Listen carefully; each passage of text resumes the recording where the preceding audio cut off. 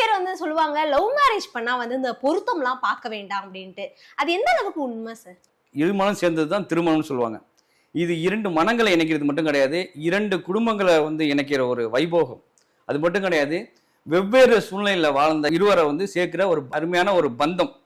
அதனால இது சாதாரண விஷயம் கிடையாது. இது வந்து அதனால தான் 1000 காலத்து பயிர் அப்படின்னு சொல்லி வச்சிருக்காங்க. இதுல வந்து காதல் திருமணத்திற்கு பொருத்தம் பார்க்கணுமா, அவசியமா அப்படிங்கிறது தான். அந்த காலத்துல முன்னோர்கள் என்ன சொல்லியிருக்காங்க அப்படின்னா, அதாவது இன்னாருக்கு இன்னார் அப்படின்னு சொல்லி முடிவு பண்ணுவாங்க.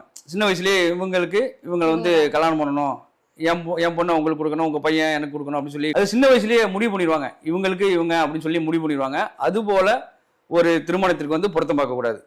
அதுபோல வந்து காந்தர்வ திருமணத்துக்கு பொருத்தம் பார்க்கக்கூடாதுன்னு சொல்லியிருக்காங்க. காந்தர்வ திருமணம் அப்படின்னா என்ன அப்படின்னா காதல் திருமணம். காதல் திருமணத்துக்கு பொருத்தம் பார்க்கக்கூடாது. அப்போ சந்தர்ப்ப சூழ்நிலையில நடக்கிற திருமணத்துக்கு பொருத்தம் பார்க்கக்கூடாது. பெரியவங்களா நிச்சயம் பண்றாங்க, ஒரு விஷயத்தை முடிவு பண்றாங்கன்னா அதுக்கும் பொருத்தம் பார்க்கக்கூடாது. இதுக்கெல்லாம் பொருத்தம் பார்க்கக்கூடாதுன்னு நம்ம முன்னோர்கள் சொல்லி வச்சிருக்காங்க.